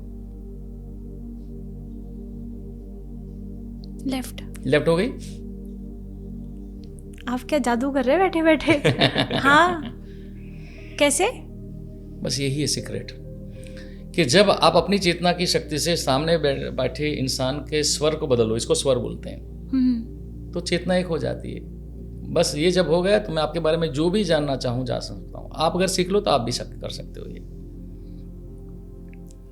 सब मतलब मैं सीख सकती हूँ कैसे? मतलब आपने, कोई भी सीख सकता है, इसमें it's not a rocket science.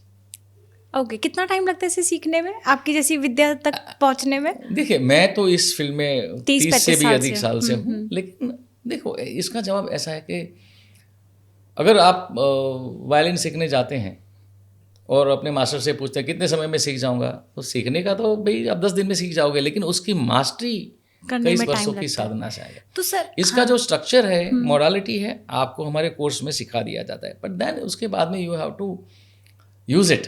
मैं ये नहीं कहूँगा प्रैक्टिस करनी पड़ेगी, लेकिन आपको यूज़ करना है, सिंपल सी बात है। आपने साइकिल चलाना सीखा, बाद में रोज प्रैक्टिस करते हैं, चलाते हैं। हाँ, प्रैक्टिस करके फिर तो भी चलाने ही लग गए ना अब तो। हाँ। तो आपने अभी जैसे आपने मेरी चेतना से अपने आप को जोड़ा, तो क्या थॉट था आपका उस टाइम पे कि मतलब आपने मुझे इमेजिन किया था सामने, या फिर आप उन्हीं के साथ वो भी? सीक्रेट है, वो सीक्रेट है। मतलब जो सामने होगा उन्हीं के साथ भी, या कोई कहीं भी बैठा होगा कहीं किसी पर भी भी, चेतना के साथ कहीं उनके पर साथ भी जुड़ आप सकता मुझे है? किसी इंसान की फोटो दीजिए, मैं यहाँ बैठे बैठे उनके सुर के साथ मैं अपने जो स्वर को मेरे स्वर कनेक्ट के करके? उनके स्वर के साथ मैं मेरे स्वर को कनेक्ट करके उसके बारे में कुछ भी जान सकता हूँ, एनीथिंग। तो आप जो जान सकते हैं अभी जो मेरा थॉट चल रहा है, अभी जो प्रेजेंट में चल रहा है, यही डाउनलोड हो सकता है, या मेरा पास्ट, प्रेजेंट और फ्यूचर भी अभी आप डाउनलोड कर जो सकते भी हो? मेरा इंटेंशन, अटेंशन, अवेयरनेस, जिस पर भी मैं फोकस करूँ, मुझे जो जानना होगा, अननेसेसरी नहीं अच्छा। करना है, मुझे जो जानना होगा। या फिर जो मैं चाहती हूँ कि आप जाने, हाँ, ऑब्वियसली है ना? नहीं, आप नहीं भी चाहती और अगर मुझे जानना है तो मैं जान सकता हूँ, लेकिन मैं ऐसा ओके। करूंगा नहीं। मतलब मेरी विदाउट परमिशन भी आप मेरे बारे में जान सकते यस हैं? बिल्कुल ओके। बिल्कुल, क्योंकि ये इन्फॉर्मेशन तो स्पेस में ओमनीपोटेंट है, ओमनी प्रेजेंट है, सबके तो लिए ये भी available है। पीएनआरपी की टेक्निक है यस, एक तरह से, पीएनआरपी। क्योंकि आप एनर्जी है उसके कंट्रोल पे आप उसके बात पीएनआरपी करते हैं। Is the mother of all the sciences. हमने जो मैंने कहा ना कि ऋषि मुनियों के पास ऐसी ऐसी सिद्धि हुआ करती थी जो हमने सुना है, पीएनआरपी ये सारी सिद्धियों को आपको टेक्निकली साइंटिफिकली समझाता भी है और सिखाता भी है। वंडरफुल। अब मैं आप दोनों से ये पूछना चाहूँगी कि पीएनआरपी से मतलब मैं इमोशनली स्ट्रांग होना चाहती हूँ, फिजिकली कोई शार्प होना चाहता है, स्पिरिचुअली अवेयर होना चाहता है, तो क्या ये तीनों चीज़ें पीएनआरपी से पॉसिबल है? बिल्कुल पॉसिबल, बिल्कुल पॉसिबल है। ओके। तो इसके लिए क्या मुझे जैसे एक बिगनर है वो चाहता है करना, तो क्या वो कर सकता है स्टार्टिंग में, या डायरेक्ट पहले कोर्स करे वही ही, या फिर पहले उसको अपने आप को तैयार करना पड़ेगा, या वो घर बैठी हुई चीज़ों नहीं, को ऐसा कुछ नहीं, अपने आप को देखिए, कर कोई सकता भी है? इंसान सीख सकता है, पहली बात। पर देखिए, कहीं शुरुआत तो करनी होगी ना, सीखने तो वो, हाँ, वो शुरुआत वो कैसे करे? उसी के लिए मैंने कहा ना कि पीएनआरपी का जहाँ तक सवाल है, हमारे कोर्सेज हैं, प्रैक्टिशनर लेवल का है, मास्टर प्रैक्टिशनर। पहले आप प्रैक्टिशनर लेवल पे सीखते हैं ना, फिर then you help others master practitioner के लेवल पे। तो मतलब ये कोर्स करके ही सीखा जा सकता है? अगर हम लोग इसके बिना इस टेक्निक को समझने की कोशिश करें और इम्प्लीमेंट करना शुरू करें तो ये पॉसिबल नहीं है? पॉसिबल है, नहीं है वो पॉसिबल। इसलिए अगर आपको कार ड्राइविंग सीखना है, ठीक है, तो आपको प्रैक्टिकली ड्राइविंग सीट पे तो बैठना ही पड़ेगा ना। हाँ, बिल्कुल ऐसा ही है, correct। बिकॉज ये कार ड्राइविंग के जैसे you are actually taking the steering of other person's consciousness in your hand. दूसरे व्यक्ति की चेतना के ऊपर आप कंट्रोल ले रहे हो। तो देवांग, आप भी ऐसे ही करते हो, मतलब किसी, मतलब उसकी कॉन्शियसनेस से जुड़ने के लिए आप भी ऐसे ही, जैसे अगर आपको किसी का फोटो दे दिया जाए, तो जैसे सर ने अभी प्रोसेस किया, आप भी सेम प्रोसेस करते हो उनसे कनेक्ट होने के लिए? हाँ, बट इट डिफर्स। उसकी जो पद्धति है वो थोड़ी अलग है। अच्छा, आपकी अलग होती है? वो टाइम ट्रैवल है। टाइम ट्रैवल की अलग होती है जी। ओके। तो जैसे जब आप उनके बारे में चीज़ों का डाउनलोड कर लेते हो उनका डेटा, फिर आप उसको, जहाँ उनको कोई प्रॉब्लम आ रही होती है, तो किस किस तरह के लोग आपके पास आते हैं, क्या सिचुएशन लेकर के आते हैं, और उनको कैसे आप सॉर्ट करते हो और कितने टाइम में? देखिए, हमारे पास जो क्लाइंट्स आते हैं, मैं ये कह सकता हूँ वो हर तरह की प्रॉब्लम्स लेकर के आते हैं। चाहे वो उनके बिजनेस को डेवलप करना हो, उनके करियर को डेवलप करना हो, चाहे उनको कोई इन्वेस्टमेंट करना हो, या उनके रिलेशनशिप में कोई इश्यू है। ज़िंदगी के हर प्रॉब्लम को लेकर के लोग आते हैं। कई बार ऐसा होता है कि उन्हें किसी पे डाउट होता है, कहीं पे कोई मर्डर अच्छा। मिस्ट्री है, वो भी ओह। हमने सॉल्व की हुई है। कहीं पे थेफ्ट हुई है, चोरी हुई है, वैसे केसेस भी सॉल्व किए हैं। अच्छा। या तो मैं ये ऑलमोस्ट 15 साल से कर रहा हूँ, और तब से लेकर आज तक बहुत सारे क्लाइंट्स के मैंने प्रोजेक्ट्स किए हैं ऐसे, और हर तरह के सेशंस मैंने किए हैं। इवन हेल्थ के रिलेटेड भी मैंने किए हैं।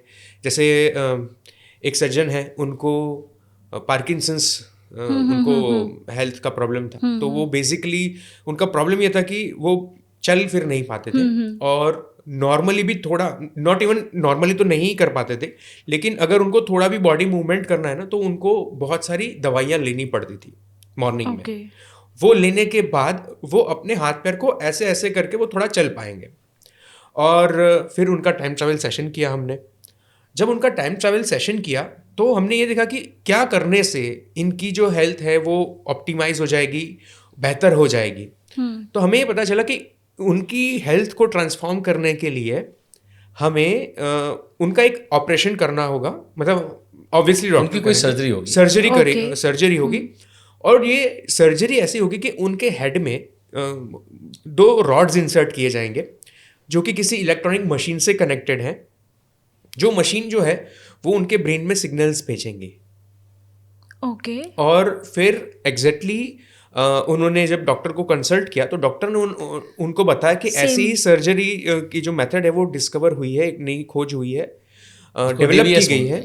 हाँ, वो फिर उन्होंने वो सर्जरी करवाए वो, एंड नाउ दैट पर्सन जो कि वो चल फिर भी नहीं पा रहे थे वो नाचते हैं, लिटरली दौड़ रहे हैं। वो सेशन के आधार पर हमने खोजबीन किया कि ऐसी कोई सर्जरी है क्या। जब मैंने कुछ मेरे डॉक्टर्स जब आपको पता नहीं थी ये सर्जरी के बारे में? मुझे मेडिकल फील्ड का कोई ऐसा नॉलेज नहीं है, लेकिन हमारे टाइम ट्रैवल के सेशन में जो डिटेल्स आई थी उसको हमने जब एक्सप्लोर किया तो हमें पता चला। ओके, तो रिलेशनशिप वगैरह भी आप इससे सॉर्ट कर सकते हैं? अच्छा, तो कैसे केसेस आते हैं? देखिए, सबसे पहले रिलेशनशिप की बात आए तो सबसे पहली बात आती है कि भाई सही लाइफ पार्टनर को चुने।